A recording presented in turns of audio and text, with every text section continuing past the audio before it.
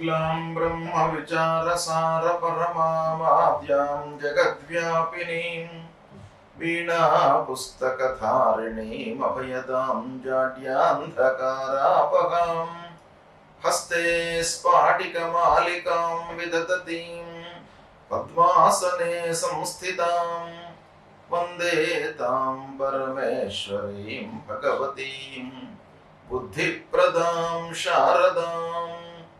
श्री महागणाधिपतये नमः। श्री महासरस्वत्यै नमः। श्री गुरुभ्यो नमः।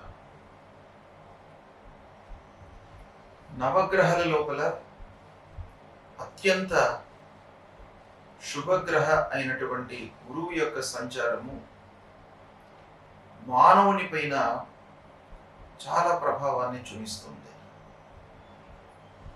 అంటే గురువు పూర్ణ శుభుడు కాబట్టి ఆ గురువు యొక్క అనుగ్రహము చాలా ఉండాలి, మనకు తప్పకుండా ఉండాలి. మనిషి అభివృద్ధి పథంలో పయనించాలి, అభివృద్ధిలోకి రావాలి అని అంటే గురువు యొక్క అనుగ్రహము చాలా అవసరం. సాంప్రదాయంగా ఆలోచించినప్పటికీ గురువు త్రిమూర్తి స్వరూపమైనటువంటి వాడు. గురుర్ బ్రహ్మ, గురుర్ విష్ణు, గురుర్ దేవో మహేశ్వర, గురు సాక్షాత్ పరబ్రహ్మ, తస్మై శ్రీ గురవే నమః అన్నారు. అంటే తల్లిదండ్రుల తర్వాత అత్యంత ప్రాధాన్యత కలిగినటువంటి వ్యక్తి గురువు. నవగ్రహాల లోపల కూడాను అత్యంత ప్రాధాన్యతను సంతరించుకున్నటువంటి గ్రహము గురుగ్రహము. సాధారణంగా ఈ గురుగ్రహము సంవత్సరము మొత్తం కూడాను ఒక రాశిలో సంచరిస్తుంటాడు. ఆ 12 నెలలు ఒక రాశిలో ఉండడం మూలకంగా వివిధ రాశులకు అంటే 12 రాశుల వారికి ఏ స్థానాలలో సంచరిస్తున్నాడు, ఎలాంటి ఫలితాలు ఉంటాయి అనేటువంటి విషయము మనము సర్వసాధారణంగా గోచార ఫలితాలను దృష్టిలో పెట్టుకొని చెప్పుకుంటుంటాం. అయితే ఈ సంవత్సరము ఒక ప్రత్యేకమైనటువంటి స్థితి గురువు యొక్క సంచారంలో ఏర్పడింది. అదేంటంటే 14 మే 2025 నుండి 18 అక్టోబర్ 2025 వరకు మిథున రాశిలో సంచరిస్తున్నాడు. అంటే 5 మాసాల 10 రోజులు ఈ రాశిలో సంచరిస్తున్నాడు. 12 మాసాలు ఉండవలసినటువంటి గురుగ్రహము ప్రథమం లోపల 5 మాసాల 10 రోజులు ఉంటున్నాడు. అంటే ఈ సందర్భంలో 12 రాశుల వారికి ఎలాంటి ఫలితాలను ఇస్తున్నాడు ఈ 5 మాసాల లోపల? అయితే మృగశిర నక్షత్రం 3వ పాదంలో ప్రవేశించడంతో మిథున రాశిలోకి ప్రవేశిస్తున్నాడు. అంటే 14 మే 2025 రోజున మృగశిర 3వ పాదంలోకి ప్రవేశిస్తున్నాడు కనుక మిథున రాశిలోకి ఎంటర్ అవుతున్నాడు. దాని తర్వాత మళ్ళీ ఆరుద్ర నక్షత్రంలో 13 జూన్ రోజున ఆరుద్ర నక్షత్రంలోకి ప్రవేశిస్తున్నాడు. తదనంతరం 13 ఆగస్టు రోజున పునర్వసు నక్షత్రంలోకి ప్రవేశిస్తున్నాడు. ఈ విధంగా ఈ 5 మాసాల 10 రోజులు ఈ నక్షత్రాలలో ప్రయాణం చేస్తున్నాడు గురుగ్రహము. ఈ గురుగ్రహము మానవుడి పైన అంటే జాతకుడి పైన 12 రాశులలో జన్మించినటువంటి వారిపైన అనేక అంశాలపైన ప్రభావాన్ని చూపిస్తుంది. ముఖ్యంగా ఆదాయము, రాబడి, వృత్తిపరమైనటువంటి ఔన్నత్యం ఎలా ఉంటుంది అనేటువంటి విషయం పైన, తర్వాత గురువు సంతానకారకుడు కాబట్టి పిల్లల యొక్క అభివృద్ధి, వాళ్ళ చదువు, ఉద్యోగాలు, సెటిల్మెంటు ఎలా ఉంటాయి అనేటువంటి విషయం పైన కూడాను ఆ గురువు యొక్క ప్రభావం ఉంటుంది. తర్వాత శాస్త్ర విజ్ఞానం పైన కూడాను ఈ గురువు యొక్క ప్రభావం ఉంటుంది. అంటే మనం ఏదైనా కూడాను శాస్త్రము లేదా టెక్నాలజీ పరంగా ఏదైనా కూడాను అవగాహన చేసుకోవడానికి, అర్థం చేసుకోవడానికి, ఉన్నత విద్య మనకు అనుకూలించడానికి కూడాను ఆ గురువు యొక్క అనుగ్రహం బాగా కావాలి. ఇక పాండిత్యము, నలుగురి లోపల కూడాను ఈ విద్యా పాఠవాలు ప్రదర్శించడానికి, మంచి పేరు తెచ్చుకోవడానికి, పండితుడు అనేటువంటి ఒక గౌరవ మర్యాదలు లభించడానికి కూడాను గురువు యొక్క అనుగ్రహం బాగా కావాలి. అంతేకాకుండా ముఖ్యంగా జాతకుడు అంటే మనిషి ధర్మ మార్గంలో ప్రయాణించడానికి కూడాను ఆ గురువు గ్రహం యొక్క అనుగ్రహం కావాలి. భక్తి మార్గంలో ప్రయాణించడానికి, భక్తి ప్రపత్తులో ఉండడానికి కూడాను ఆ గురువు యొక్క అనుగ్రహం కావాలి. ఆధ్యాత్మిక సాంస్కృతిక కార్యక్రమాలు ఈ మనిషి మనసులో మెదలడానికి కూడాను గురువు యొక్క అనుగ్రహం కావాలి. ఈ విధంగా అనేక అంశాలపైన గురువు యొక్క సంచారము, ఆ గురువు మంచి స్థానాలలో ఉండడము, తద్వారా కలిగేటువంటి విషయాలు చాలా ఉన్నాయి. కాబట్టి గురువు యొక్క సంచారానికి అత్యంత ప్రాధాన్యత ఉన్నది. స్టార్ట్స్.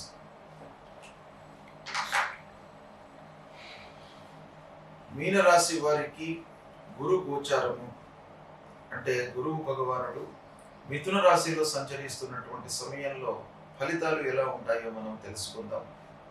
ఈ సంవత్సరము 14 మే 2025 నుండి 18 అక్టోబర్ 2025 వరకు మిథున రాశిలో సంచరిస్తున్నాడు గురువు.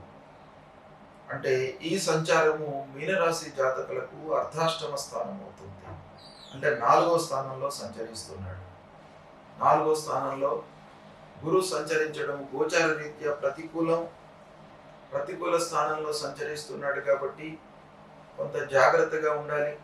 అర్ధాష్టమ స్థానంలో అనుకోని ఇబ్బందులు, అనర్థాలు కొన్ని చవిచూడవలసినటువంటి స్థితి ఏర్పడుతుంది. అయితే అర్ధాష్టమ స్థానంలో ఉన్నప్పటికీ దశమాధిపతి, రాస్యాధిపతి కూడాను గురు భగవానుడు గనక చతుర్థ స్థానం మూలకంగా కలిగేటువంటి దుష్ప్రభావము కొంత తగ్గేటువంటి అవకాశం ఉంది. అయినప్పటికీ గోచార రీత్యా మనకు శాస్త్రంలో అర్ధాష్టమ స్థానంలో ప్రతికూల ఫలితాలు ఎక్కువగా ఇచ్చే అవకాశాలు ఉన్నాయి అని ఋషి వచనం కనుక ఈ ఫలితాలు ఎలా ఉంటాయి ఈ సమయంలో అంటే ఆత్మీయులతో, స్నేహితులతో, బంధువులతో కలహాలు ఎక్కువగా పెరిగేటువంటి అవకాశాలు ఉన్నాయి. మనతో క్లోజ్గా మూవ్ అయ్యేటువంటి వాళ్ళు దూరం అయ్యే అవకాశాలు ఉన్నాయి. వారితో శత్రుత్వాలు పెరిగేటువంటి అవకాశాలు ఉన్నాయి. మన మూలకంగా లబ్ధి చెందినటువంటి వాళ్ళు సహాయ సహకారాలు తీసుకొని ఒక స్థితికి వచ్చినటువంటి వాళ్ళు కూడాను మన నుండి దూరం అయ్యేటువంటి అవకాశాలు ఉన్నాయి. అంతేకాకుండా అనవసరమైనటువంటి విమర్శలు కూడాను మన పైన చేసేటువంటి అవకాశాలు ఉంటాయి. మనస్పర్ధలకు ఎక్కువగా అవకాశాలు ఈ సమయంలో ఉన్నాయి. ఇక ఇంటి వాతావరణము, భార్య పిల్లలు, కుటుంబ పెద్దలతో అనవసరమైనటువంటి వాగ్వివాదాలు, వైషమ్యాలు పెరగడం, గ్యాప్ పెరగడం, తద్వారా ఇంటిలో కొంత ప్రతికూల వాతావరణం ఉండేటువంటి అవకాశాలు బాగా ఉన్నాయి. కాబట్టి ఎంత అవసరమో అంతవరకే పిల్లలతో చర్చించండి. పెద్దల సలహాలు కూడాను ఎంతవరకు అవసరమో అంతవరకే తీసుకోండి. అనవసరమైనటువంటి చర్చల మూలకంగా మనస్తాపానికి గురయ్యేటువంటి అవకాశాలు బాగా ఉన్నాయి. ప్రయత్నపూర్వకంగా మీరు ప్లాన్ చేసి కార్యాలను ప్రారంభించినప్పటికీ ప్రతికూల ఫలితాలే ఎక్కువగా ఉండేటువంటి అవకాశాలు ఉన్నాయి. కాబట్టి రెట్టింపు శ్రద్ధ, ఎఫర్ట్స్ అనేటువంటివి చాలా అవసరం ఈ సమయం లోపల. అనాలోచిత పెట్టుబడులకు మీరు దూరంగా ఉండండి. ప్రతి విషయాన్ని కూడాను ఆలోచించి చేయండి. వ్యాపారస్తులు ముఖ్యంగా 1కి 4 సార్లు ఆలోచించి పెట్టుబడులు, ఆర్థిక లావాదేవీలు, వ్యాపార ఒప్పందాలు చేసుకోవడం ఈ సమయంలో అవసరము. బ్లైండ్గా చేసినట్టయితే మీరు చాలా నష్టపోతారు. దాన్ని కూడా దృష్టిలో పెట్టుకోవాలి. అనవసరమైనటువంటి విషయాలకు ప్రాధాన్యత ఇవ్వడము, ముఖ్యమైనటువంటి విషయాలను నిర్లక్ష్యం చేయడము ఈ సమయంలో జరుగుతుంది. కాబట్టి దాన్ని దృష్టిలో పెట్టుకోండి. ఈ అన్ని ఫలితాల మూలకంగా మానసికమైనటువంటి ఇబ్బందులు, శారీరకంగా మీరు కొంత శ్రమకు లోనయ్యేటువంటి అవకాశాలు బాగా కనబడుతున్నాయి. క్రయ విక్రయాలు జాగ్రత్తగా చేయాలి. నష్ట సూచనలు ఎక్కువగా ఉంటాయి. ఇక నిర్ణయాలు తీసుకోవడంలో సందిగ్ధత కూడాను ఒక రకంగా ఉంటుంది. అంటే నిర్ణయాలు తీసుకునేటప్పుడు బాగా ఆలోచించాలి అర్ధాష్టమ స్థానంలో సంచరిస్తున్నప్పుడు. అయితే ఈ స్థాన ప్రభావం మూలకంగా మీకు ఏమవుతుంది, నిర్ణయాలు మీరు తీసుకోలేరు. సరి అయిన నిర్ణయాలను కూడాను సరి అయిన సమయంలో తీసుకోలేనటువంటి స్థితి మీకు ఏర్పడే అవకాశాలు బాగా ఉంటాయి. తద్వారా మానసికంగా వ్యాకులతకు లోనవుతారు. వృధా ఖర్చులు, ఉద్యోగస్తులకు స్థల మార్పులు, ఉద్యోగంలో మార్పు, బదిలీలు, అనానుకూల ప్రాంతాలకు వెళ్ళవలసినటువంటి స్థితి ఏర్పడము, ఇలాంటి ట్రాన్స్ఫర్ల మూలకంగా కూడాను ఖర్చులు పెరిగిపోవడము, పిల్లలు ఇబ్బంది పడడము, ఇలాంటివన్నీ కూడాను ఈ సమయంలో కలిగేటువంటి అవకాశాలు ఉన్నాయి. కాబట్టి కొంత జాగ్రత్తగా నిర్ణయాలు తీసుకోవడము మంచిది. ఈ అర్ధాష్టమ స్థానంలో మీనరాశి వారికి అందరికీ కూడాను ఇలాంటి ఫలితాలే ఉంటాయి అని అంటే ఉండవు. నక్షత్ర రీత్యా, వయస్సు రీత్యా కొంత భేదం ఉండేటువంటి అవకాశాలు ఉన్నాయి. అయితే పూర్వభద్ర నక్షత్రం 4వ పాదంలో జన్మించినటువంటి వాళ్ళు, ఉత్తరాభద్ర నక్షత్రము, రేవతి నక్షత్రాలలో జన్మించినటువంటి వాళ్ళందరూ కూడాను ఈ మీనరాశి కిందికి వస్తారు. అయితే ప్రథమంగా మనం చూసినట్టయితే పూర్వభద్ర నక్షత్రం 4వ పాదంలో జన్మించినటువంటి వారికి 14 మే 2025 నుండి 13 జూన్ 2025 వరకు గురువు మృగశిర నక్షత్రంలో సంచరిస్తున్నాడు కనుక ఈ సంచారం బాగా అనుకూలంగా ఉంటుంది. 13 జూన్ నుండి 13 ఆగస్టు వరకు ఆరిద్ర నక్షత్రంలో సంచరిస్తున్నాడు. ఈ సంచారం కూడాను పూర్వభాద్ర నక్షత్రం వాళ్లకు బాగా కలిసి వస్తుంది. ఇక 13 ఆగస్టు నుండి 18 అక్టోబర్ వరకు పునర్వసు నక్షత్రంలో సంచరిస్తున్నాడు. ఈ సంచారం కొంత మామూలుగా ఉంటుంది. అయితే ఓవరాల్ గా మనం చూసినట్టయితే పూర్వభాద్ర 4వ పాదంలో జన్మించినటువంటి వారికి నక్షత్ర రీత్యా ప్రారంభంలో అనుకూలంగా ఉంది, రాశి రీత్యా చాలా ప్రతికూలంగా ఉంది. ఈ రెండిటి యొక్క సరాసరి మనం చూసినట్టయితే రాశి పరంగా ప్రతికూలంగా ఉన్నప్పటికీ పూర్వభద్ర నక్షత్రం 4వ పాదంలో జన్మించినటువంటి వారికి కొంత భాగము అంటే మనకు దాదాపుగా 75% అంటే 5 మాసాల 10 రోజులు ఈ రాశిలో ఉంటున్నాడు. 14 మే నుండి 18 అక్టోబర్ వరకు. ఇందులో మొదటి భాగము 13 ఆగస్టు వరకు కూడాను మీకు అనుకూలమైనటువంటి ఫలితాలు ఉన్నాయి నక్షత్ర రీత్యా. ఇక ఉత్తరాభద్ర నక్షత్రంలో జన్మించినటువంటి వారికి 14 మే నుండి 13 జూన్ వరకు ప్రతికూలంగా ఉంది. 13 జూన్ నుండి చివరి వరకు 18 అక్టోబర్ వరకు కూడాను అనుకూలంగా ఉంది. అంటే ఉత్తరాభద్ర నక్షత్రంలో జన్మించినటువంటి వారికి రాశి రీత్యా మీనరాశి అవుతుంది. మీనరాశి రీత్యా ప్రతికూల సంచారం ఉన్నప్పటికీ ఉత్తరాభద్ర నక్షత్రం వాళ్లకు మొదటి 14 మే నుండి 13 జూన్ వరకు మట్టుకే ప్రతికూలత ఎక్కువగా ఉండేటువంటి అవకాశాలు ఉన్నాయి. తదనంతరం ప్రతికూలత లోపల తగ్గుదల అంటే ప్రతికూలత తగ్గే అవకాశాలు బాగా ఉన్నాయి. కనుక ఉత్తరాభద్ర నక్షత్రం వాళ్ళకి చివరి లోపల మంచి జరిగే అవకాశాలు కూడాను గోచరిస్తున్నాయి. ఇక రేవతి నక్షత్రం వాళ్ళ విషయం ఆలోచించినట్టయితే ప్రథమంలో అంటే 14 మే నుండి 13 జూన్ వరకు అనుకూలంగా ఉంది. 13 జూన్ నుండి 13 ఆగస్టు ప్రతికూలంగా ఉంది. 13 ఆగస్టు నుండి 18 అక్టోబర్ వరకు అనుకూలంగా ఉంది. అంటే ప్రథమంలో చివరిలో రేవతి నక్షత్రం వాళ్లకు అనుకూలంగా ఉంది, మధ్య భాగంలో కొంత ప్రతికూలంగా ఉంది. ఈ విధంగా నక్షత్ర రీత్యా కొంత వెసులుబాటు మనకు కనబడుతుంది. అర్ధాష్టమ స్థానంలో గురువు సంచరించినప్పటికీ పూర్వభద్ర నక్షత్రం 4వ పాదము, ఉత్తరాభద్ర నక్షత్రము, రేవతి నక్షత్రం ఈ నక్షత్రాలను కూడా మనం పరిగణనలోకి తీసుకున్నట్టయితే కొంత వెసులుబాటు మనకు కనబడుతుంది కనుక ఆ ప్రతికూలత అనర్థము అనేటువంటిది కొంత తగ్గే అవకాశాలు ఇక్కడ గోచరిస్తున్నాయి. కనుక ఓవరాల్ గా మీరు చూసుకున్నట్టయితే కొంత జాగ్రత్తలు అవసరమే. అయినప్పటికీ నక్షత్ర రీత్యా కొంత మంచి కూడాను మనకు కనబడుతుంది. కాబట్టి దీన్ని మీరు వ్యవహారంలోకి తీసుకొని అనుభవంలోకి తీసుకొని తద్వారా మీరు పనులు చేపట్టినట్టయితే మీకు శుభ ఫలితాలు కలిగేటువంటి అవకాశము ఉంటుంది. శుభం. గురువు ప్రతికూల స్థానాల్లో సంచరిస్తున్నటువంటి సమయంలో మనము పరిహారాలు చేసుకోవడము చాలా ఉత్తమమైనటువంటి కర్తవ్యం. అంటే మానవ ప్రయత్నంగా కొన్ని రెక్టిఫికేషన్స్ చేసుకొని భగవంతుడి అనుగ్రహం కొరకై మనము పరిహారాలను చేసుకోవాలి.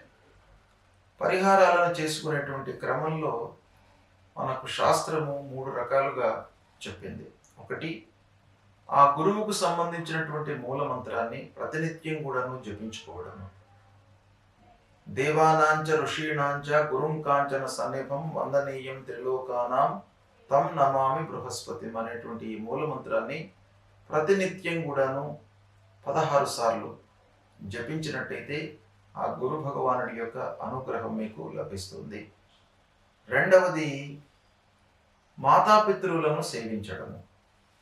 ఇది చాలా ముఖ్యమైనటువంటిది. రెండవది, ప్రతినిత్యం కూడాను తల్లిదండ్రులను సేవించడం మూలకంగా, తల్లిదండ్రులు ప్రథమ గురువులు మనకు కాబట్టి వారి యొక్క అనుగ్రహం లభిస్తుంది.